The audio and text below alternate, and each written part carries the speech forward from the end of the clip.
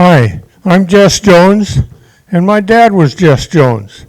So there's been a Jess Jones in Dixon for almost 100 years. Not quite, but coming up. Before we get started, I'd like to tell everybody to turn their cell phones on and get your recorders out and record sound or visual. If you happen to make any money out of this, please feel free to donate to the ruggedly handsome old folks in Dixon. Okay, now my wife told me I can't wear this hat, so I'm going to set it down there. So I do. You know, it was, I heard Einstein was talking about marriage, and he says a man married a woman hoping she'll never change, and a woman marries a man hoping he will, and they're both doomed to failure. First, how did the Joneses get here? Well, I just have bits and pieces as a young kid hearing different stories. So this is my version. My great-grandfather came here on a wagon train in the 1850s. He was 7 years old. He was an orphan. Now, I would wager that he was with family. He was with probably aunts and uncles, and his parents had died in one of the epidemic typhoid or something that was very common in those days. They came out of Missouri, and I don't know if they were from Missouri, but everybody came out of Missouri. That's the jump-off point. And they were in a wagon train towed by oxen, and they took the southern route, and they went to Bakersfield. Now, why would you go to Bakersfield in the 1850s? The gold rush was still going on. They say in Bakersfield, that's where people went that didn't want to be found out about. They didn't exchange last names. So anyway, that started our California experience. 3 generations later, they were in Porterville, in the San Joaquin Valley, just north of Bakersfield. Hot, dry country. They farmed some, mostly dryland wheat. My grandfather and great-grandfather were big, mostly mule fellas, and they had 2 big side-tiller harvesters that they commercially harvested every summer for about 3 months. Those harvesters were pulled by 28 mules. Now, that is mind-boggling to try and get all the mules in the same place every morning, which you had to do, and get them all to go in the same direction. When I was a kid, my dad had one of those harvesters, and at that time we were pulling it with a little Caterpillar tractor. To me, it was like a big ship on the ocean. They flew a flag, they had bells, and they rang the bell with different signals. If they wanted a tractor guy to stop, speed up, slow down, they had bell signals. It was a noisy, dusty, hot job. And one of the main jobs on there was a header tender. And that's one of the things that made me think of an old-time sailing ship. It had a great big wheel, and it had gear reductions, and you raised and lowered the header that was cutting the wheat. If the wheat was laying on the ground, you had to get down to get it. If it was all standing up, you had a little easier job. Then those harvesters didn't have bulk bins on them. They had a small bin and you had sack sewers. And they stood on a platform. You had 1 sack machines or 2 sack machines. And ours, I think, were 2 sack machines. And there was quite a thing. Guys got good at that. And there were 7 stitches in a sack. And they let the grain into them, sewed them, and then they kicked them down a ramp. There was a stop at the end of the ramp that held the sacks. When the ramp got full, the guy pulled a rope. The little door thing fell down, and all the sacks shot off together.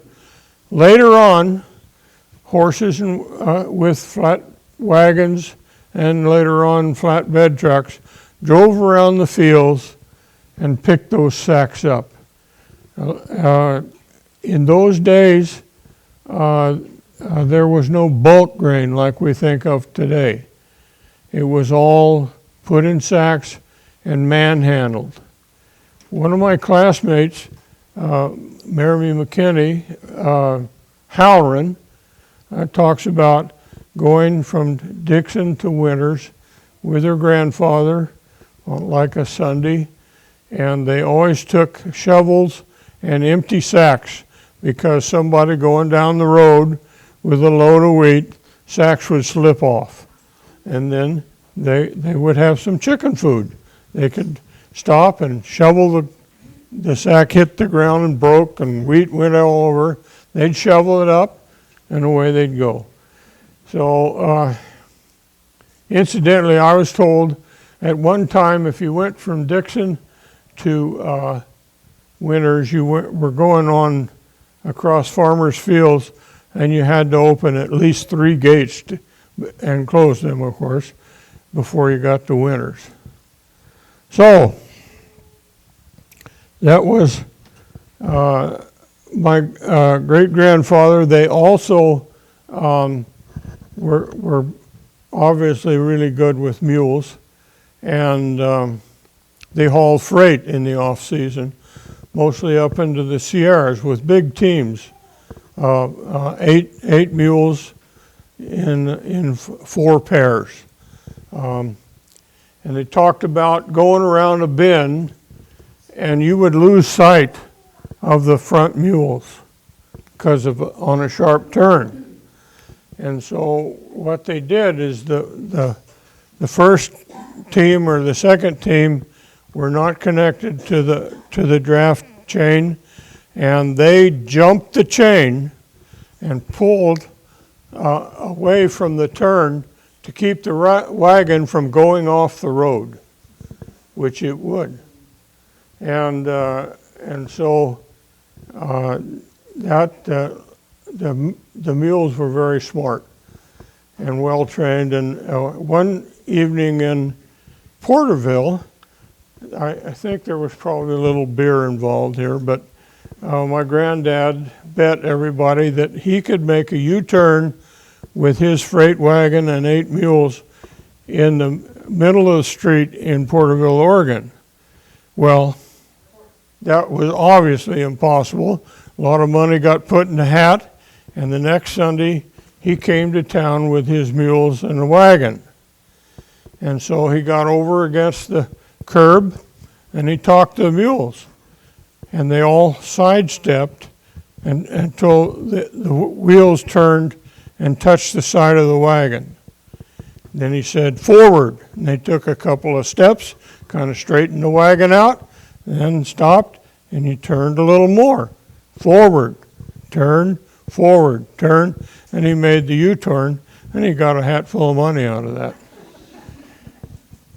Another thing in those days, at some point, automobiles started coming, and they were fascinated by those things. Saturday morning was horse trading day in Porterville, and everybody would take, if you wanted to get rid of a horse or buy a horse or a mule, you went in on Saturday mornings. So they were going to go buy a car. And the same tradition was present. They came and there was a guy selling cars. He had a good spiel. They bought the car, They went down the street, and there was another guy selling cars. So they traded that first car for a second car. They went down the street, and there was another guy selling cars, and that looked like a better deal. So he sold the second car, traded it, and at the end of the day, they had bought and sold 4 cars. So that's a kind of interesting thing. Well, then my dad grew up, and they had a section of ground, that's 1 square mile, out in sagebrushy area, but they were dryland farming it. They had their wheat harvest going on, and they hauled freight. And lo and behold, then, well, one thing, then my dad went to Porterville High School, and he drove the school bus all 4 years and picked the other kids up. Can you imagine in this day and age, putting a freshman in the school bus and slapping him in the butt and say, "I'll see you later"? He picked those people up all 4 years, and he took the bus home at night.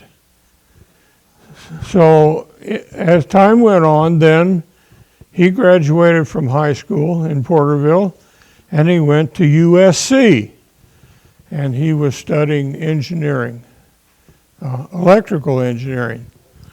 I think he was doing pretty well, but he had a personality conflict with an English teacher. At the end of the year, he threw the towel in. They couldn't afford to go to school anymore.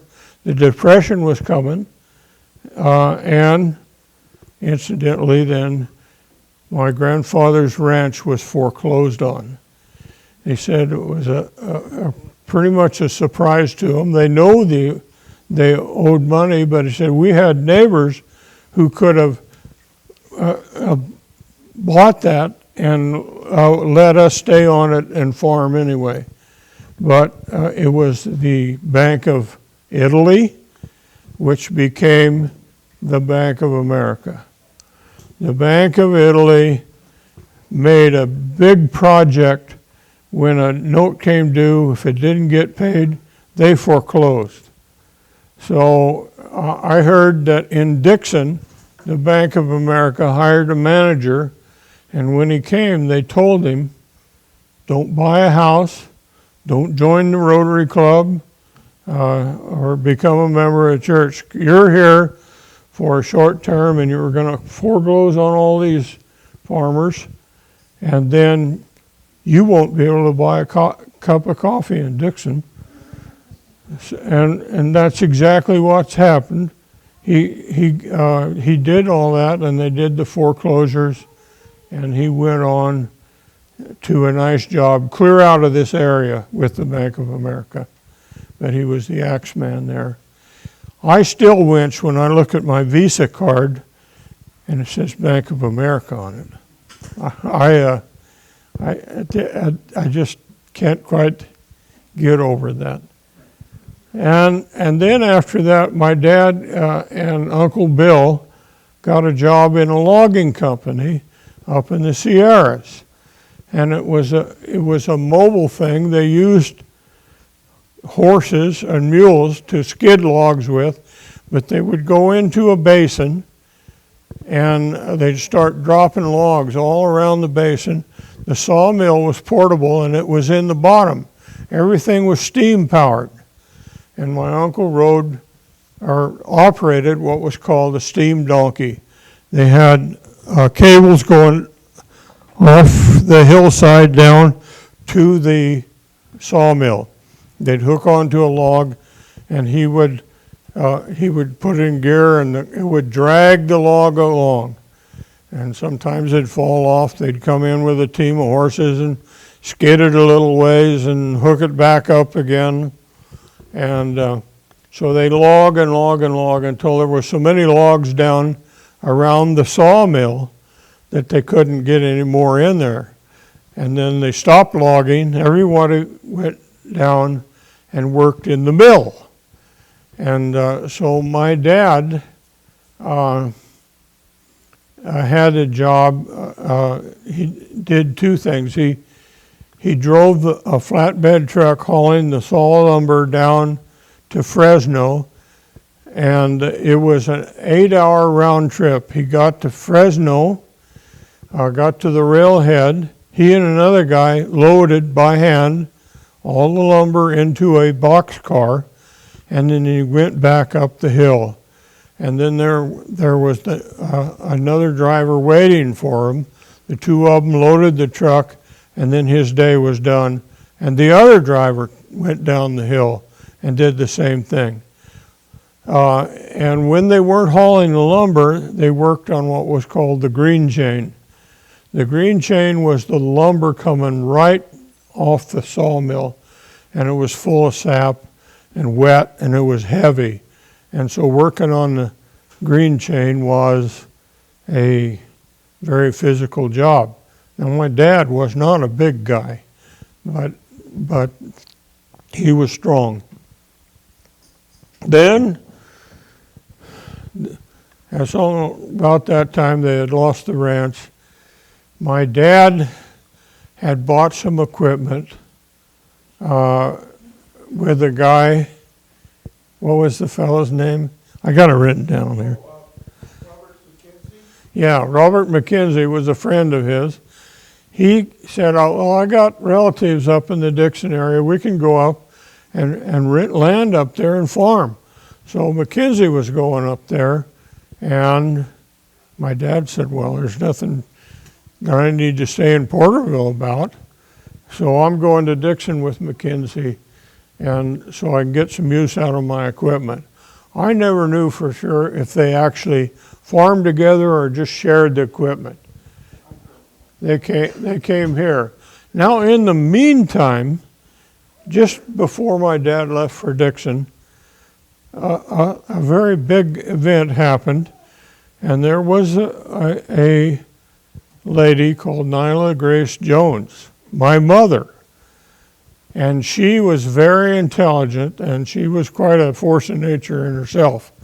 But she graduated from high school in Rockport, Indiana, in 3 years, which it was a 4-year deal. And so as a graduation present, she got a ride out to Porterville, where they had some relatives, aunts and uncles. Went out, and that was her graduation present. She rode with an old fellow. His name was Harry Palmer, and his wife Minnie. I think they had some Indian blood, and he was a World War I veteran. There was a program at the time that veterans could apply, and they were given a certain amount of ground. He was gifted from the federal government a piece of ground up in Pewter Creek where they raised Black Angus, and they had a small pear orchard right along Pewter Creek. That property now is underwater.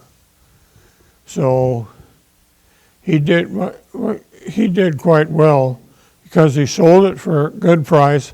He bought a place up by Redding on the bend of the river, started another cattle ranch, and he got quite elderly, and he sold that at a big profit. So they had one son, and he went up around Tule Lake, and he had the same deal. He was a World War II veteran, and he got a sweet deal on some government land up there. And just to increase his luck, he married the widow lady that owned the adjoining ground, so they combined the two ranches together. So there's just things that I remember as a kid, and we would go up there, and he wanted us for about a week or so. They were vaccinating and castrating and branding and all that, so we got to be real cowboys, my brother and I. So anyway, back to Dixon. My dad was moving down here, and I don't know just what the conversation was, but she followed him to Dixon, and they got married here in Dixon somewhere in the late 1920s. A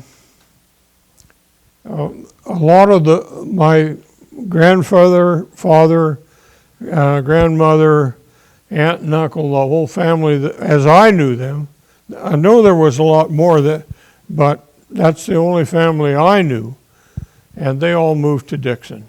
And so there's something you're talking about on this mural. My dad came here, and he was able to rent some pretty good property, and he worked hard. And in my mind, I think a big factor of that, this was common in those days. He was a Mason, and because he was a Mason, a lot of the old-time Dixon guys who were Masons accepted him, and he was able to get bank loans and rent ground, and so that was just part of what's going on. Now we moved up. I saw one time, it was printed in the Dixon Tribune, Jess Jones and Nyla Grace Beeler got married, and they had a list of all their wedding presents. Pretty interesting. They got live chickens, live ducks, pots and pans,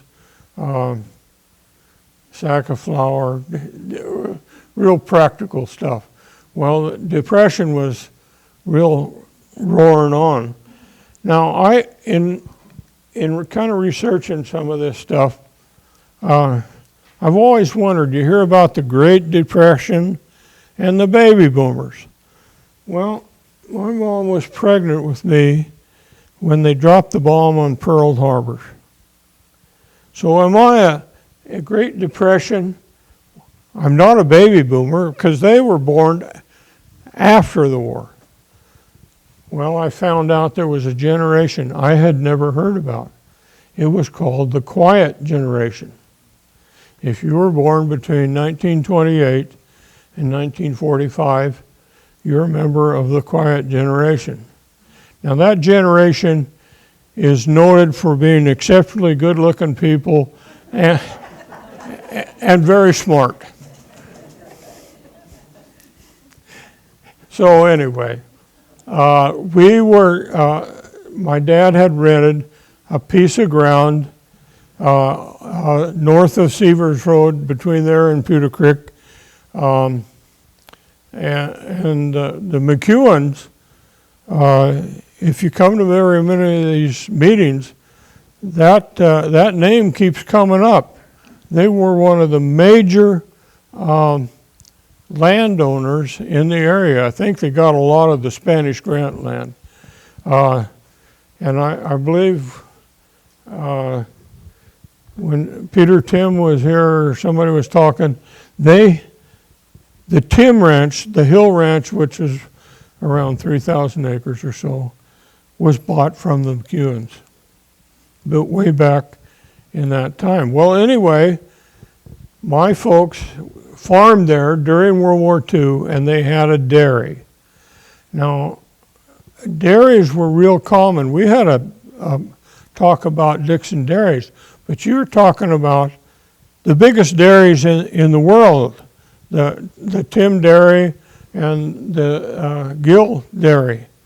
The Gill Dairy had 40 milkers. A milker could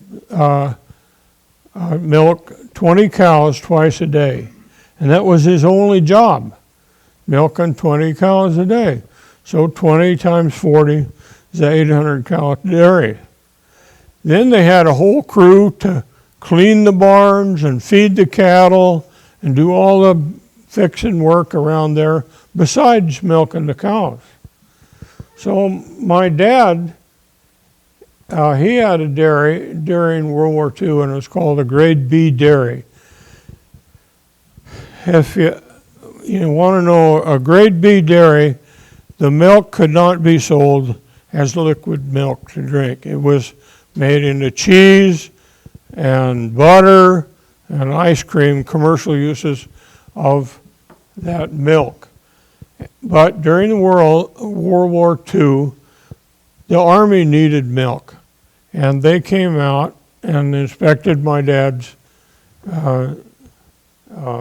dairy, and they did it a number of times, regularly, and they certified it as a grade A dairy. Now, in those days, a couple of things. It was hard to get a hired man. And all the hired men were either in the Army or they were doing defense work, which paid a lot more money than a farmer paid. So anyway, we were milking cows in those days. Now this was before I was 7 years old. I was not milking cows, but I was watching all this stuff. And in my head, I think we had about 40 milking cows, and then we had probably that many more heifers and calves coming up and all that. So that was how that went. We were milking about 40 cows a day. The milk truck came twice a day at 4 a.m. and 4 p.m. And that meant you were out milking cows at 2 a.m. so you would be ready for when the truck came in. No refrigeration. The milk went down a cooling grate that they run cold water through. And that took the heat off of the milk. It went in 5-gallon cans. Believe it or not, I still have all that stuff. I could open up a 1942 dairy. When my dad in 1949, well, let me tell you, occasionally we got a hired man. And John Steinbeck would have been really proud of us, because it was a chapter out of the Grapes of Wrath. We always had an Okie, and you never called anybody an Okie, or you'd get a punch in the mouth probably. That was derogatory. But they were from Oklahoma, and there were Arkies. There again, you didn't call anybody an Arkie. And there was also Missouri and Texas that made up that big immigration into California, and we had them. We never had more than one, but we paid them once a month, probably in cash. And then on payday, the guy went to town, and you probably never saw him for 2 or 3 days. And he'd come back, and he was all skinned up, and he had a black eye, if he came back at all. And sometimes we get notified that he's down in the jail, and my mom said, you know, if I don't bail a hired man out once in a while, he just doesn't have any spirit. Now, my mom was, I could give the whole talk about her and what she did. She was a hard worker. She was a great cook. My high school friends liked to come out to my place because they always got a big feed out there. She insisted on it. And it got kind of funny because salesmen and fieldmen that dealt with my father knew that they need to come see him about 11:30 every morning, because if they were at 11:30, they were going to get lunch. Another thing, periodically, hobos would come by. We'd call them homeless people now. And they were hungry. And my mom didn't think that anybody should get anything for nothing, so she gave them a job, cleaning up the yard, mowing, or some little thing. And they agreed to that. They started working. She went in the kitchen and started cooking a really nice, big, mostly breakfast. eggs and bacon and fried potatoes and pancakes, and she fed them till they couldn't hardly walk. So that was just one of the things that went on. Now, in 1949, my folks shut the dairy down and bought the Rose Silver Ranch south of town, where we are right now. Well, I found out lately that the Silver, the original Silver, was a Civil War veteran. He was a Confederate cavalryman from Virginia. He got captured early in the war and spent most of the war in a Union prison camp. Now, we met Rose Silver. I don't know if she was the daughter or the granddaughter, but he came out here after the Civil War. And in their mind, they were still fighting the Civil War. They were kind of bitter about a few things. But anyway, what happened next is, as near as I can tell, the Civil War veteran married a gal, and guess what her last name was? McEwen. And as a wedding date, and I'm just kind of filling in between the line, as a wedding present, she was gifted 400 acres. That was the same 400 acres that my folks bought. Now, Rose Silver was an ornery old gal, and she shot over people's hoods of their pickup, and it was an act of bravery to drive in for the PG&E guy to read the meter or anything. So anyway, my dad bought this place, and she was carrying the note on it, $450 an acre. Everybody laughed. You'll never come out. That's too much money. So he was making payments, and apparently there was a cocktail party. She had moved down to Martinez, and she got a little lubricated, I guess, and she says, just talking to her friends at the party, that dumb Jess Jones, he paid too much for that ranch. He's making these payments. He'll never be able to pay it off. I'll get all his payments, and I'll get my ranch back. Well, that got back to my dad. My dad didn't get too mad very often, but there was a little smoke coming out of his ears at that time, and so that was on a weekend. He went to the land bank in Woodland and asked him if he could finance that ranch, get a loan to pay Rose Silver off.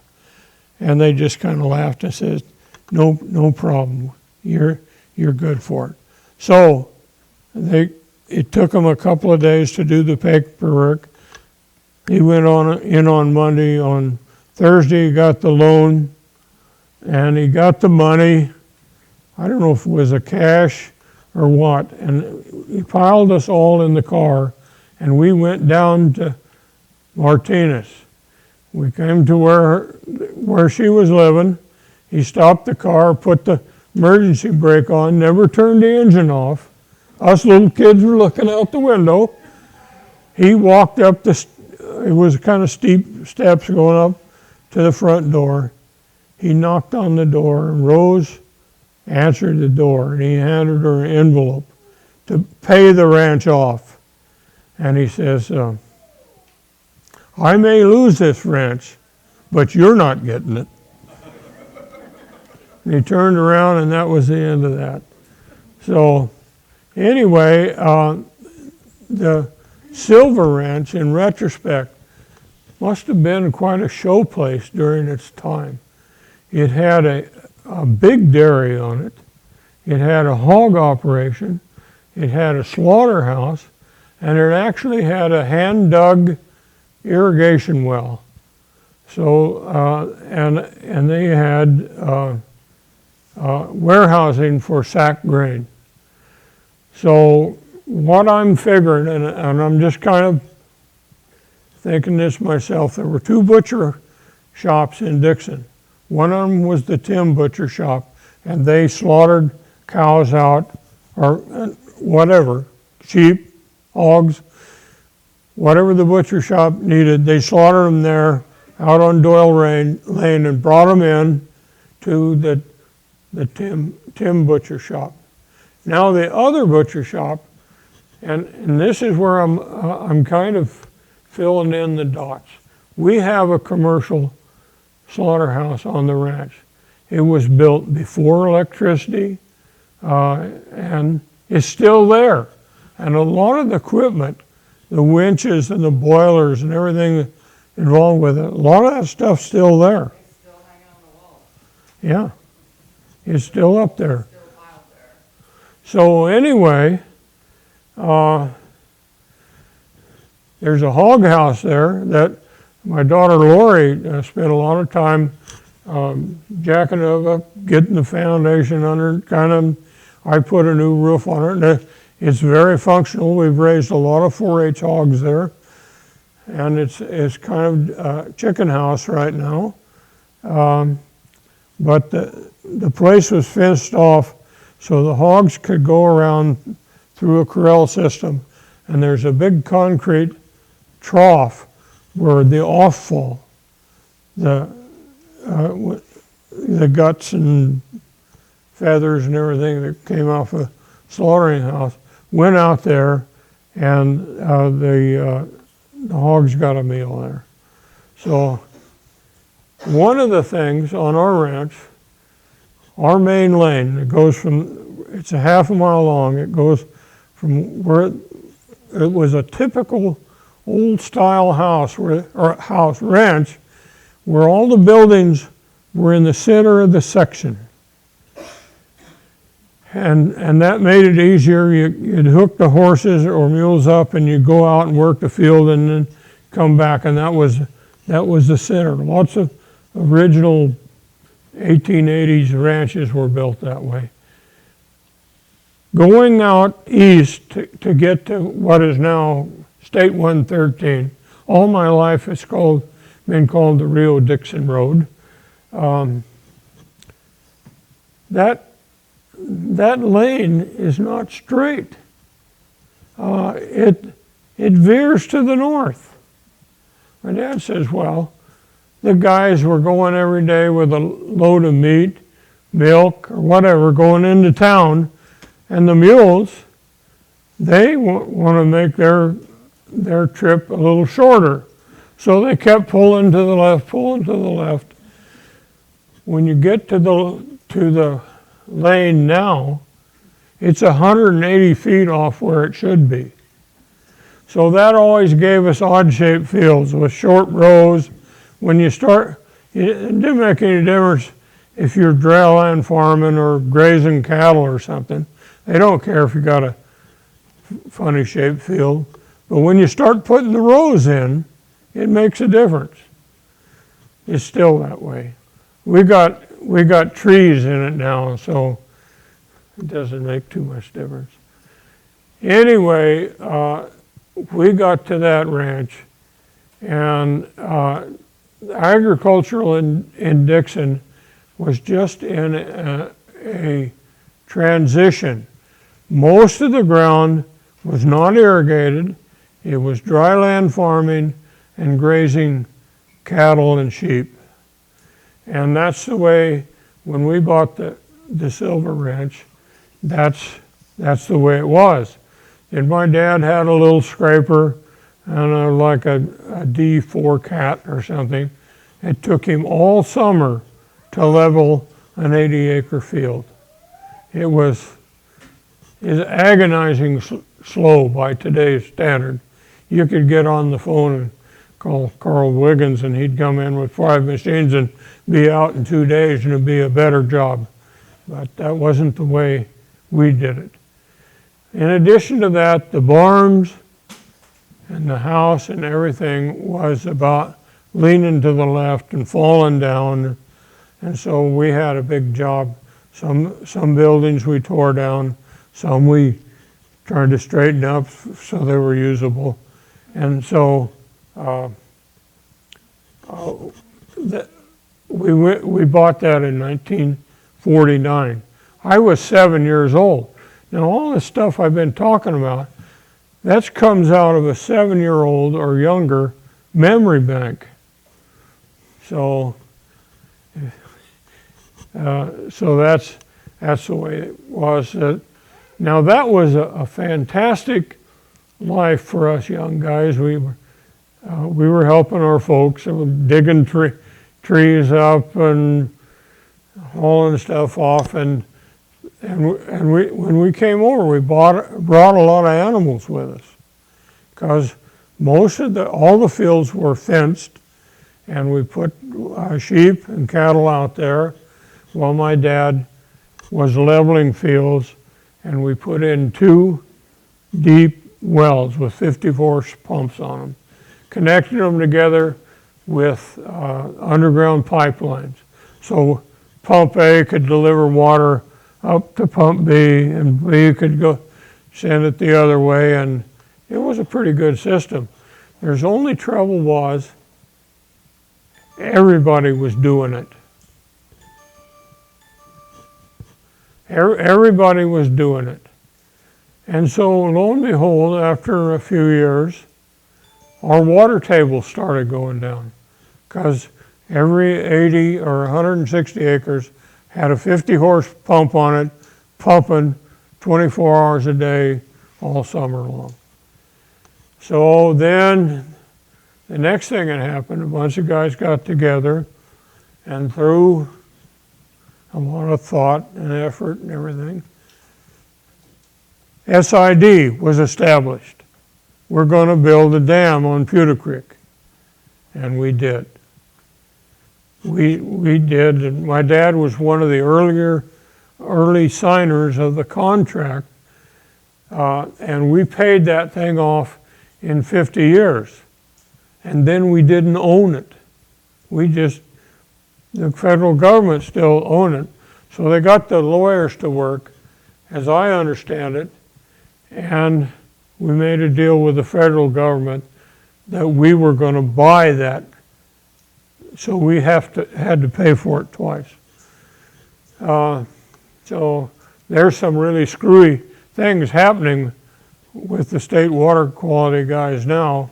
They want us to dump a high percentage of our water down Pewter Creek so the fish can be happy. Well, I can tell you, as a kid, I spent a lot of time on Pewter Creek up above where the dam is today.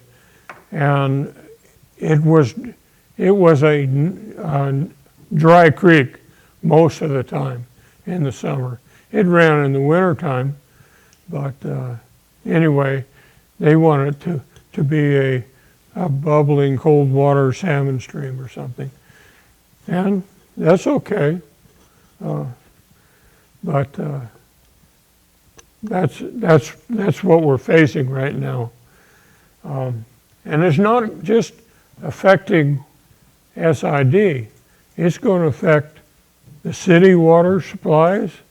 Everybody is going to have to kind of give a little bit to this program if it goes through the way it's written. So anyway, then we got some ground and we got the water going, and we started growing row crops. Row crops are sugar beets, cannery tomatoes, milo, today it'd be sunflowers, and also we grew alfalfa. So this was just a Garden of Eden. We were doing really quite well on that. And it would have pretty well crashed and burned if it wasn't for SID coming in, because that's just the way it was. Now, our ranch, we're always told we're on the Dixon Ridge. my in-laws from Oregon kind of laugh at me and says, "What do you mean ridge?" They're in the mountains in Oregon. Well, I said, "Look, where we're standing, it drops about 4 foot in half a mile. See what kind of a ridge we're on?" Well, this whole valley back in early days flooded, and I'm told that right around our ranch was a popular place during the floods where the antelope and the elk and everything, they came to get up on high ground while the rest of the valley was flooding. When our neighbors to the south, Raycrafts, started leveling their ground, and I was just a kid, and my dad came in and he was talking about, well, they had an Indian burial ground down there. There was bones and pottery and all kinds of stuff coming up. In those days, they just put it in the high gear and kept going. Now, if that had happened, you'd have stopped everything and got the archaeologists out, but that's what happened. So anyway, pretty soon, Beeler and I were learning a new trade. It was called irrigation. Nobody here had seen a siphon. What the heck's that for? And so we learned pretty quick how to start siphons, and we kind of joked about we wanted to get starting siphons and putting dams in as an Olympic sport. Didn't happen, but I think we could have gone in team irrigation pretty well. One of our joys when we had friends out who had not been around irrigation before, we'd have them go out, and we would start 20, 30 siphons while they were getting wet and muddy trying to get one going. So anyway,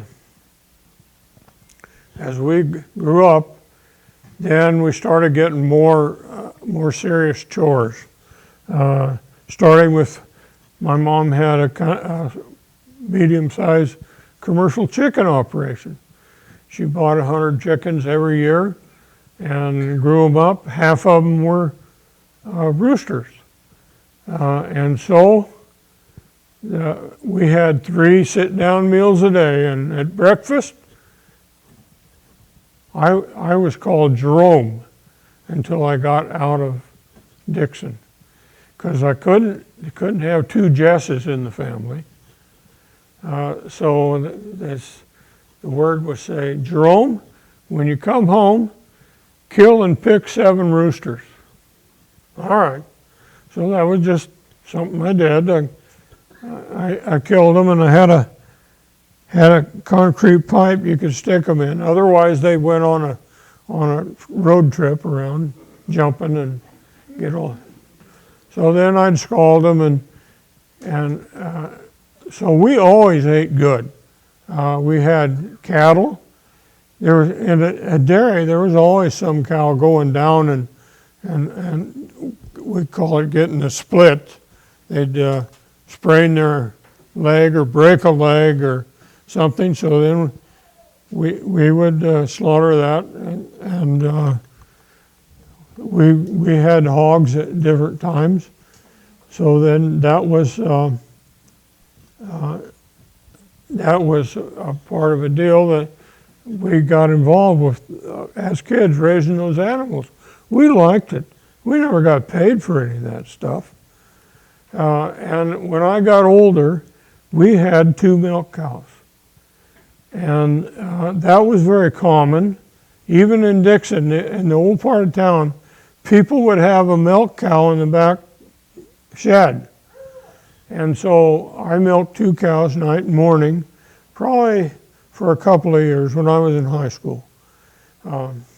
So that provided milk to our house and the hired man's house, and then I had milk left over. And so my mom bought drop calves. They were week-old bull calves, and I started raising them on the milk.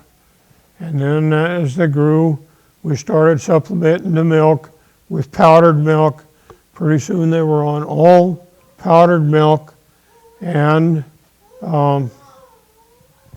then 2 more calves came. And I started. So I had calves at all ages, different sizes, in pairs.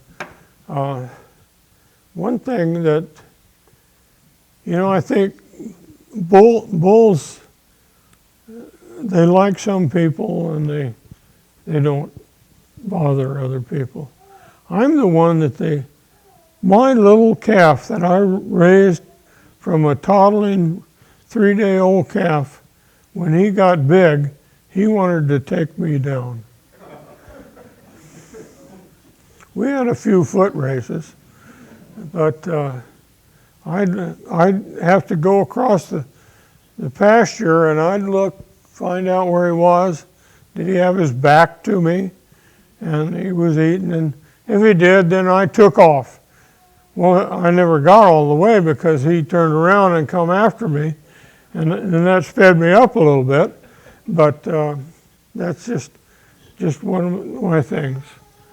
Now, milking those cows, raising those calves was quite a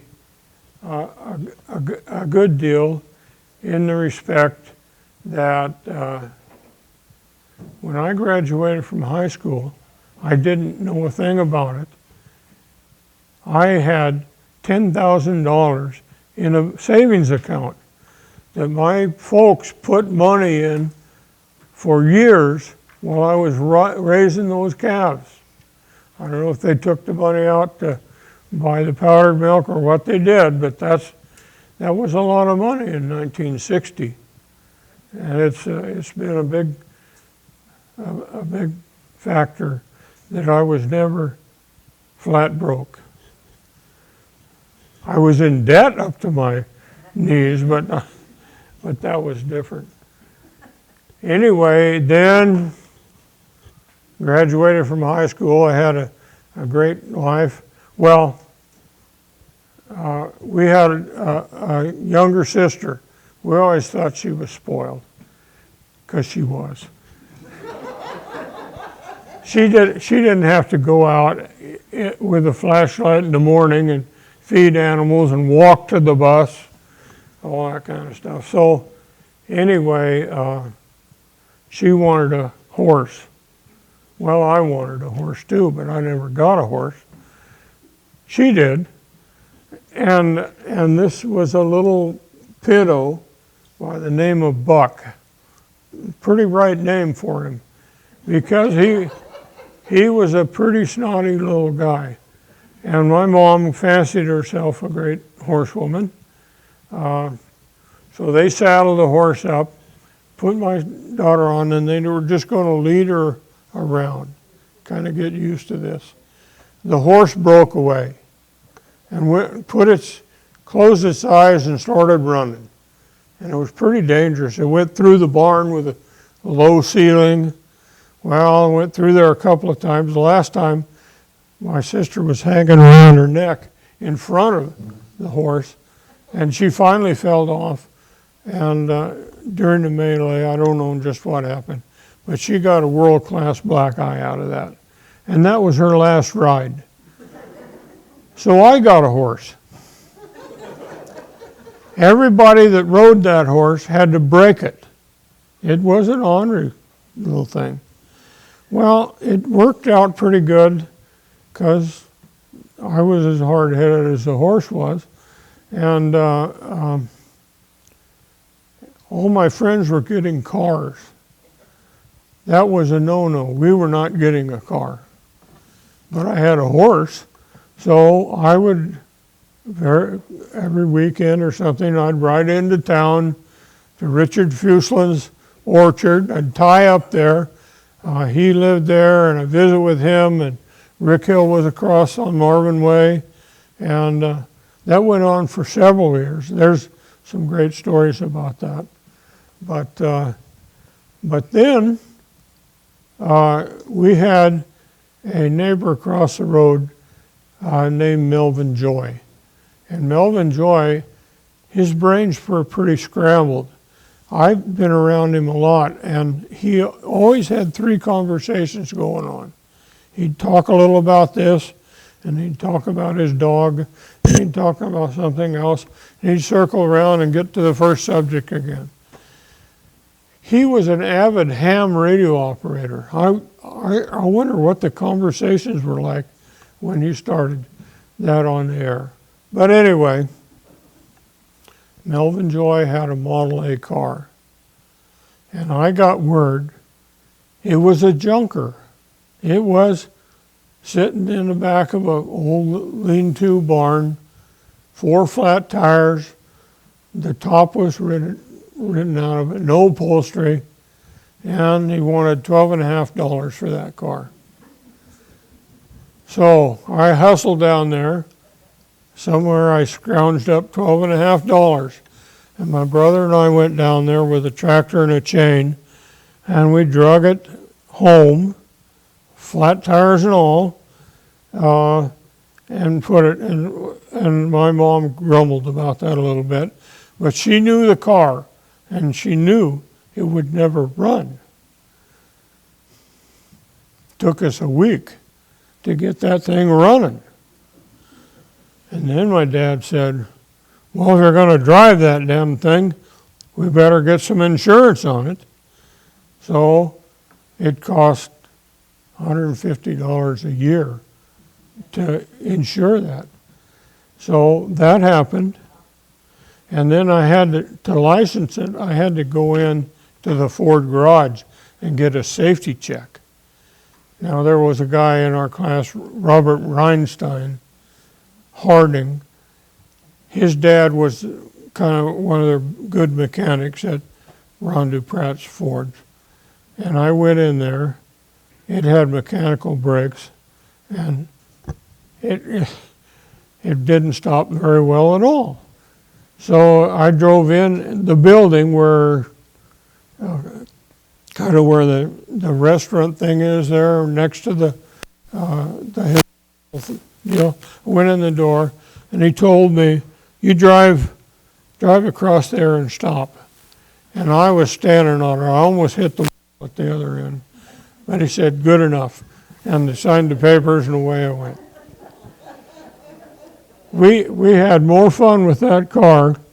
My dad, in later years, he got up and worked hard until noon. And then he ate lunch and went into Dawson's and played pinochle almost every day. He got a lot of chips from his winnings at pinochle. And one time he traded those in for a case of whiskey.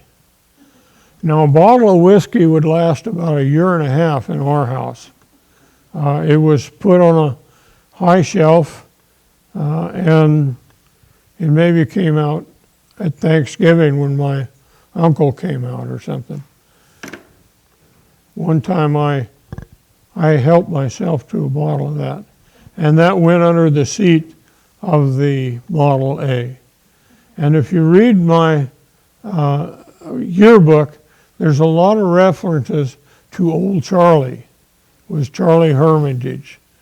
And so, not a lot, but we'd go out and get a cap full of Old Hermitage. And during school, you know, we had guns in our cars. They had dress-up days, and kids were carrying real pistols, empty, I suppose. Chewing tobacco in English class. Oh, she says chewing tobacco in English class. I think the one I remember was Spanish class, and we knew it was right before lunch break.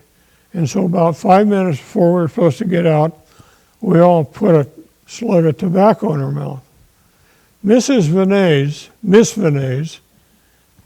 had us figured out. She had the class hold and did not dismiss us. Well, when you got a mouthful of tobacco, there is a time when it's pretty important to spit. We were all turning green, And finally, she let us go, and there was a absolute dash for the door. So that kind of broke us about. Anyway, then my brother had gone to Oregon State. They'd done a lot of research, and they were pretty happy with Oregon State. So when it was my turn to go to school, we didn't look at other schools. We just went to Oregon State. And then my sister, 4 years behind me, did the same thing. So we're all Oregon Staters. Oregon State was a big thing. One of the things you did in those days, if you went to a land-grant college and you were a young man with 2 legs on the ground, you went into ROTC, Reserve Officer Training, for 2 years. At the end of 2 years, you could get out, or you could apply and go on. So I applied. I figured the Army couldn't be any harder than what I've been doing. So I went on, and lo and behold, I started getting paid. I don't know, $15 a month or something for ROTC. We went to summer camp, we graduated, and I got commissioned to second lieutenant at the end of Oregon State's graduation. Now, another big thing that happened to me at Oregon State is I met a dairyman's daughter there, Mary Ellen Belt. And that was from a big family, 6 kids. All of them graduated from Oregon State. And it's been a pretty dramatic thing for me. I got out of Oregon State, and I went into Engineer Officer Basic at Fort Belvoir, Virginia. And then I went to jump school and a couple other things. And then I went to Germany. And Mel and I were in contact. She had plans that I kind of blew because I was supposed to not go to Germany. I was supposed to take a year off from the Army, but the Army had other ideas. So then I invited her to come over, and she came over with 2 of her. She came down, was teaching in Sacramento, and she and 2 of her girlfriends, 3 of them, came over on some hot deal that the teachers union had, cheap tickets, and they traveled all over Europe, and they'd come by. Hanau is where it was. Once in a while when they needed a good meal or wash their clothes or something. And so one thing led to another, and I got the idea that I was supposed to stay with this lady. I could tell because when we walked by a jewelry shop, I'd get slammed into the window.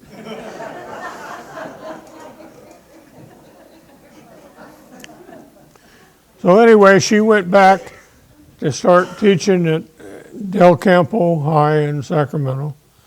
And I thought about it, and I got an engagement ring, and I put it in a Hofbrau beer mug, and put it in a box, and I wrote on the outside, "Open it, Pandora's box, so open at your own risk."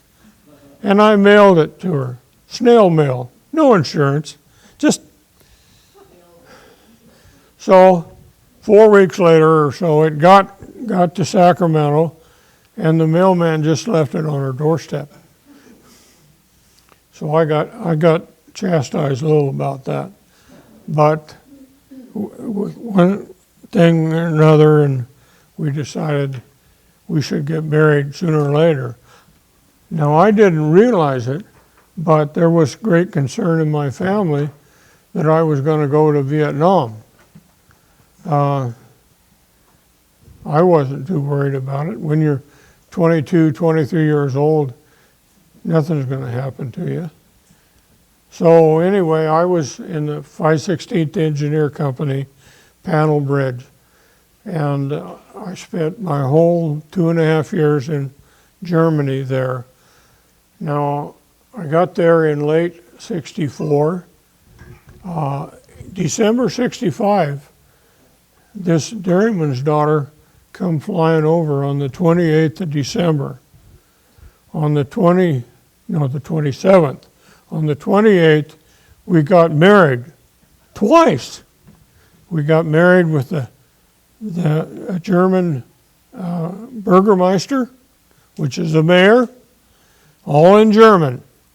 I tell Mel we couldn't possibly get a divorce. We can't prove we're married. We have a license to sell bratwurst.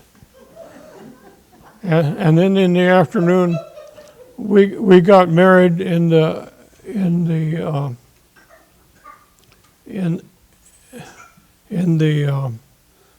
chapel and took off, and we started a 59-year honeymoon. So that's coming up. Anyway, we went through that, and we went home, and I interviewed with a couple of ag engineering companies like John Deere, and I got an offer from Caterpillar tractor, but most everybody wanted me to go back to Illinois or someplace, which wasn't that appealing to me. I tried to get on with Blackwelder and Rio Vista, and they told me, we'd really like to hire you, but we're going through some decision making now. If we hire anybody, we'll hire you. So a couple of weeks went by, and then the announcement came out, Blackwelder was closing their doors. So then I kind of left out. Mel and I went to Cal Poly San Luis Obispo, and I got my second degree. I have 2 BSs. Mel will tell you, I'm double BS. And she got her master's. So then we started farming. How you doing, Mel? Oh, okay. Well, we came back and we started farming. And there's kind of 5 parts of my farming that were big. The first thing we did, we bought a grain harvester. Now this is kind of in my DNA because my father and my grandfather and great-grandfather all were harvestmen. So that's what put the butter on the table for a few years. I got a couple of really good contracts.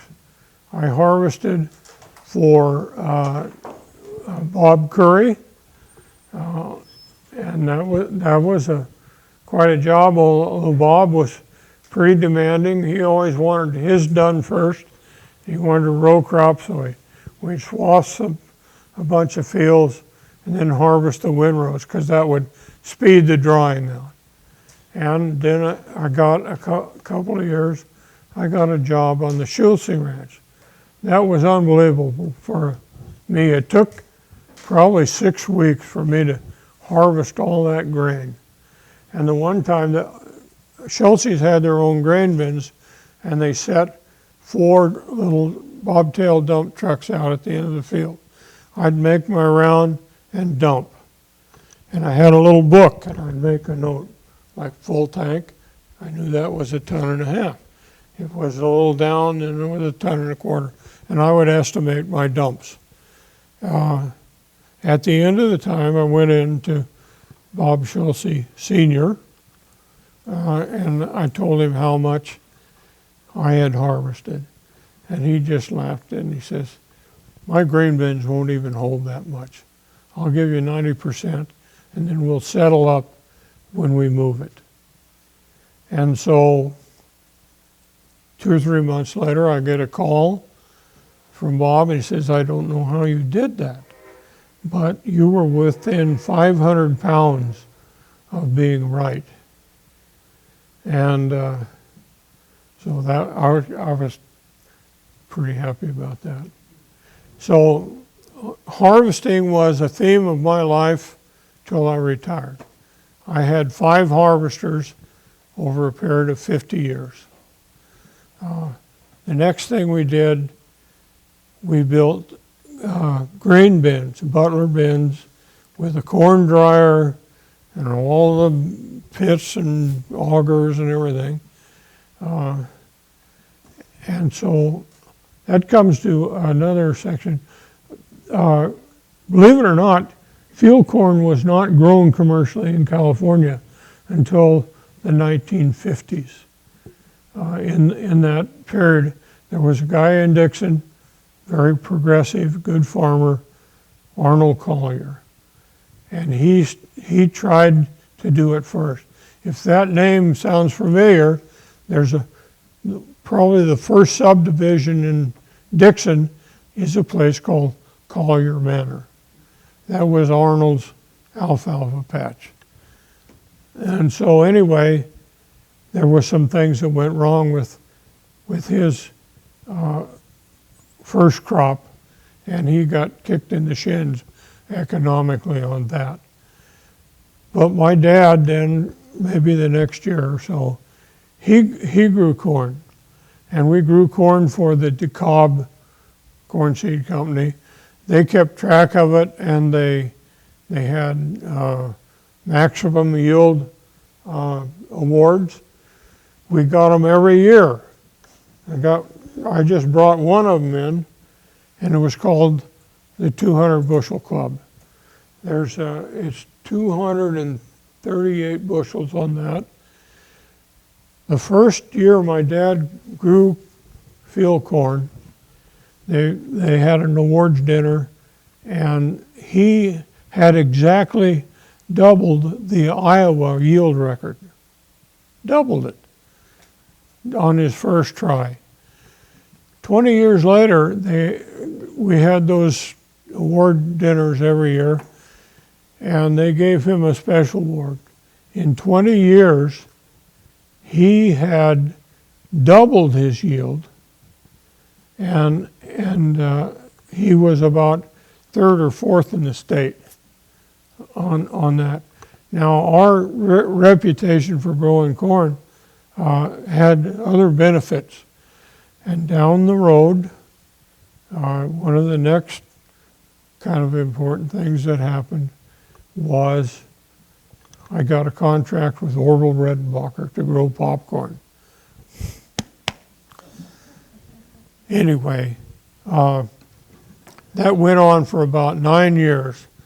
Orville Redenbacher was stationed in Valparaiso, Indiana. They wanted California corn because we were more reliable, because they would get frost and rained out and all kinds of things back there. We had corn, really good corn. My wife says we also had bigger corn, and they found out that worked better in microwave packaging. I guess it was a bigger target for the microwaves to hit. Anyway, in our mind, we think a lot of our corn went to microwaves. So then they pulled out. They shut no more contracts in California. So I thought about it, and I said, well, I kind of taught them how to grow the popcorn, so I can do this myself. So we did. And there was a lot of learning there. We put in cleaners and baggers, and I got into the sales thing and developing packaging and all that. In the meantime, backing up a little bit, Mel and I started having kids. And that was kind of a exciting time in life. And I'd, after a couple of kids, I'd say, well, I got the corn harvested, the wheat planted, the ground is worked, my wife is pregnant, nothing else to do. I'll go hunting. So that's what I did. And mostly I hunted with her brothers up in Oregon, which was a whole nother story in itself. But back to the popcorn, that went on pretty good, and the farm economy goes up and down and up and down. So popcorn is geared to the price of field corn, and it went in the toilet. Another thing, you talk about the interest rates on loans. We got at one point, we got as high as 18% on a commercial farm loan. There's no way you can do that. But you're halfway across the creek. What are you going to do? We don't have an option to park in it. So anyway, I was looking for something else. I finally, through the popcorn, I got a tomato contract with Hunt Wesson Foods. Hunt Wesson Foods out of Davis administered the popcorn contracts. And so in farming, the really good crops, you can't just go put in 80 acres of tomatoes without some agreement of what you're going to do when they're red and ready to go. There's no open tomatoes. They kind of favor it in their favor because they had what was called the acreage tonnage contract. It says you're going to grow X number of acres, 80 acres, and we'll take a yield of 25 tons to the acre. It's kind of an okay crop. In today's farming, it'd be a failure because the yields are so much better. But then you started harvesting, and you were 2/3 through your field. You got your tonnage in, and you still got several thousand tons of tomatoes sitting out there. And then sometimes they said, disc it. We don't want them. Or sometimes they'd say, yeah, we'll do you a favor, but we'll take them at this much lower price. And that was just games that were played. Now, tomatoes were considered the best money crop in Dixon at the time. Sugar beets were the number 2. You couldn't grow sugar beets without a contract either. But they were a little easier to get. They'd start you off with a kind of small acreage, and as you over the years you could build up. So I started growing sugar beets, and different times I had tomatoes. Now in 1960, the year I graduated from high school, my dad had hand-picked tomatoes, and we had braceros.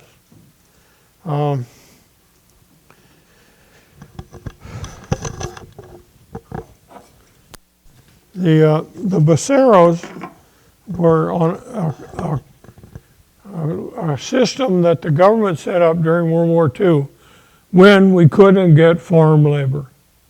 And so they came across legally.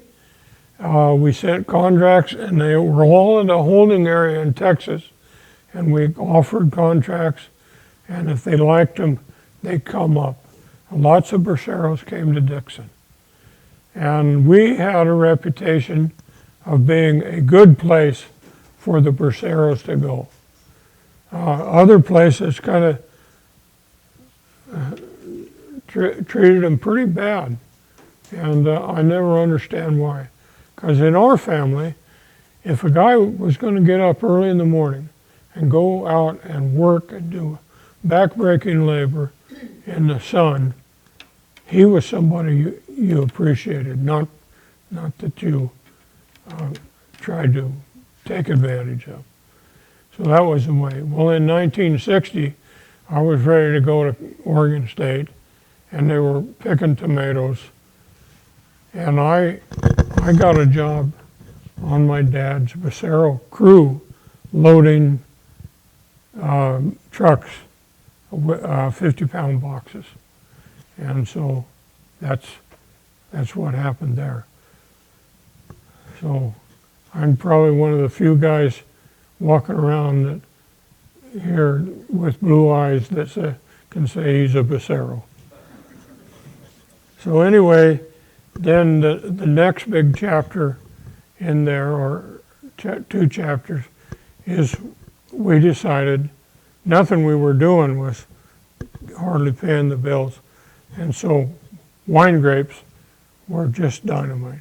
So I decided, well, I'd like to grow wine grapes. Well, wine grapes was like another thing. I was told over and over again, don't plant wine grapes without a contract. Well, I planted 4.5 acres, what we call a demonstration, 6 varieties in 1997. By the year 2000, we had our first crop, and you couldn't give them away. Everybody in the world jumped on and planted. That's kind of the same problem we're experiencing with almonds right now. There's some other problems. Mr. Trump gave us a kind of a tough deal when he started butting heads with China and India, our 2 biggest buyers of almonds. But anyway, we kind of think we turned a corner on that, but they're pulling out trees all over the place because people are getting hurt that way. Anyway, I sold a lot of those first grapes, but I had more grapes than I could sell, and I hired a winery to do what was called a custom crush.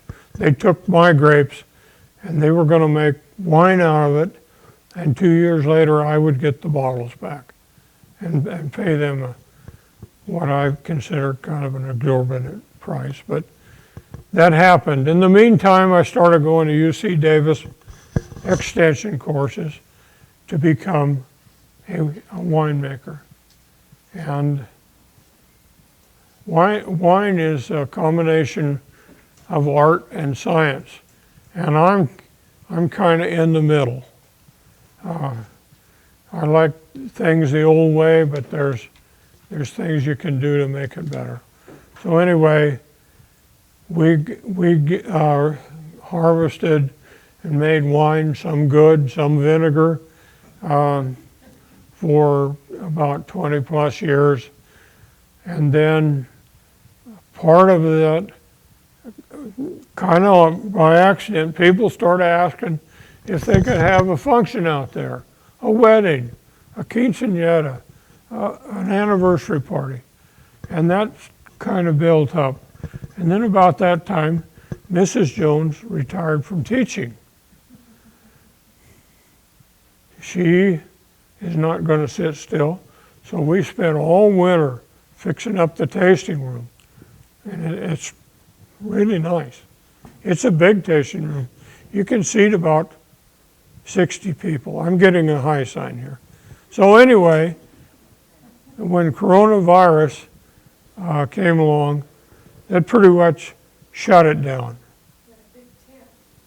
We had a tent and tables and all that. We sold a lot of that stuff. And then we're getting a little long in the tooth. So we decided for various reasons that we weren't going to stop or start up again. So I've got some displays here. This is something I've kind of held on to. This is an illegal weapon. It's been outlawed in California. The short-handled hose. You used to get a crew in, and you'd pay them more money. If they would get down, they could do a lot more precision work with this. But think about your back. I don't blame them at all. In my lifetime, You all know what that is? That's a beet knife. And when I was a kid, we harvested beets by hand. And they were dug up, lifted out, and they were sitting there on top of the ground with their leaves on them. You would spike them with this, pull them out, grab the beet, and whack the top off. That's what this is all about. So I'm old enough to see that. So anyway, there's some awards and stuff about our family here, and a bottle of port wine. So anyway, I've gone over my time. So. Thank you.